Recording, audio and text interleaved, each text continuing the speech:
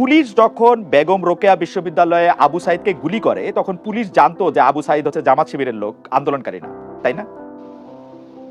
না, সেটা সেটা আমি কি করে বলবো, আমার কাছে সেই ইনফরমেশন নেই। এখন কথা হলো যে তাহলে আপনি মনে করেন যে পুলিশের ওই গুলি করাটা ঠিক ছিল?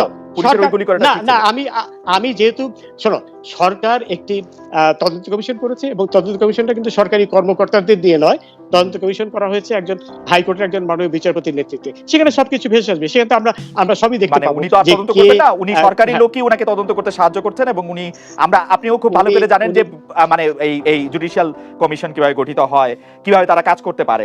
আমি ওই প্রসঙ্গে যেতে চাই না। তাহলে আপনি এই কথা বলছেন যে পুলিশ আসলে ধৈর্য ধরেছিল এবং পুলিশ যেটি করেছে এটি ঠিক করেছে। এই জন্য না, পুলিশ না, আমি জেনারেলি বলছি, পুরো প্রেক্ষিতে বলছি, যখন এরা রাস্তাঘাট মানে প্রথম দুদিন পরে যখন তারা রাস্তাঘাট বন্ধ করে দিল, তখন সকলের নিরাপত্তার জন্য, সকলের রাস্তা চলার স্বাধীনতার জন্য পুলিশের অবশ্যই গুলি করে না, পুলিশের অবশ্যই অ্যাকশনে যাওয়ার দরকার ছিল এবং সেই অর্থে পুলিশ ধৈর্যের পরিচয় দিয়েছে। পুলিশের উপর তো আক্রমণ হয়েছে, পুলিশের উপর আক্রমণ হয়েছে এবং এই জন্য দায়ী তাদেরই ক্ষমা চাইতে হবে যারা এই পরিস্থিতি সৃষ্টি করেছে এবং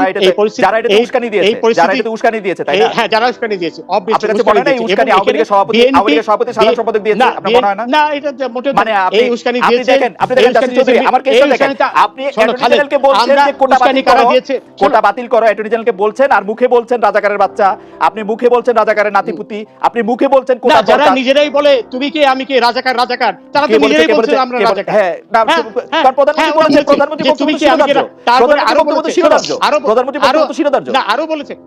আরো বলেছে যে বাংলাদেশের মাটি রাজাকারের ঘাঁটি। এই কথাগুলো যারা বলেছে তারা তো সশিক্ষিত। হ্যাঁ, বলেছে, এটা একটা স্লোগান ছিল।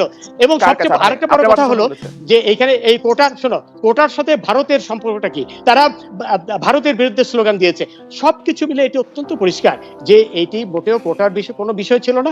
কোটার যে সাধারণ ছাত্ররা তারা এদের ফাঁদে পা দিয়েছিল তা না বুঝে, এবং যখন দেখলো আপিল বিভাগের রায়ের পরে তারা কিন্তু সবাই যার বুঝতে পেরেছে যে এইসব লোকেরা। বিচারপতি চৌধুরী, আমার একটু বোঝার জন্য যে তাইলে দেখা যাচ্ছে যে সরকার প্রথম থেকেই কোটা বাতিলের পক্ষে ছিল, মানে এবং আন্দোলনকারীরা যা চেয়েছিল তাই চেয়েছে, প্রমাণিত, এটা প্রমাণিত এবং ডকুমেন্টেড। তারপর ওবায়দুল কাদের আওয়ামী লীগের সাধারণ সম্পাদক, আওয়ামী লীগের সভাপতি, প্রধানমন্ত্রী শেখ হাসিনা এবং আইনমন্ত্রী যা কিছু বলেছিলেন, তাদের বক্তব্য খালেদ শোনো, তারা কিন্তু কেউ বলেনি যে কোটার পক্ষে। সবচেয়ে বড় কথা, অ্যাপিলেট ডিভিশনে কি ডকুমেন্ট গেল সেটাই তো আমরা দেখব। এবং তারা কিন্তু ওবায়দুল কাদের সাহেব বলেনি। আপনি কি ছোট জিনিস ওভারলুক করছেন মাই লর্ড? আপনি কি দেখছেন যে অ্যাপিলেট ডিভিশনের কাছে যে কাগজটা গেছে, সেই কাগজটা গেছে আন্দোলনের চতুর্থ দিনের মাথায়, অন্তত 25 জন মানুষ মারা যাওয়ার পরে অ্যাপিলেট ডিভিশন সেই কাগজ তৈরি করা হয়েছে। না, শোনো, আপনাকে ডেটটা বলেন, আমি মিলাই দেখি। আপনি ডেটটা বলেন। প্রথম দিনে এই ঘটনা ঘটার আগেই মার্কিন যুক্তরাষ্ট্রের ম্যাথিউ মিলার বলে ফেলল যে 2 জন লোক মারা গেছে, যেটি একেবারে নেহায়েত একটা মিথ্যাচার জনিত সংগঠন ছিল। আপনি আমাকে একটু টাইমলাইনটা বলবেন, সরকার কবে এই কেবিনেটটা তৈরি করছিল অ্যাপিলেট ডিভিশনে দেওয়ার জন্য, যে আমরা কোটা চাই না? এই কেবিনেট তৈরি, শোনো, এই কেবিনেট তৈরি করেছে সেই হাইকোর্টের রায় হওয়ার সাথে সাথে। 4 জুন এই মুহূর্তে আমাকে দেখতে হবে। হ্যাঁ, সাথে হাইকোর্টের রায় হওয়ার সাথে সাথেই তারা ক্যাবিনেট দিয়েছিল। হ্যাঁ, এই প্রথম দিন এবং সেদিনই কিন্তু অ্যাটর্নি জেনারেল বলেছে। আমি আদালতের রায় নিয়ে আসব। অ্যাপিলেট ডিভিশনে গেছে।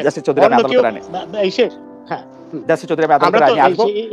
এখানে ওবায়দুল কাদের সাহেব হাইকোর্টে যায়নি।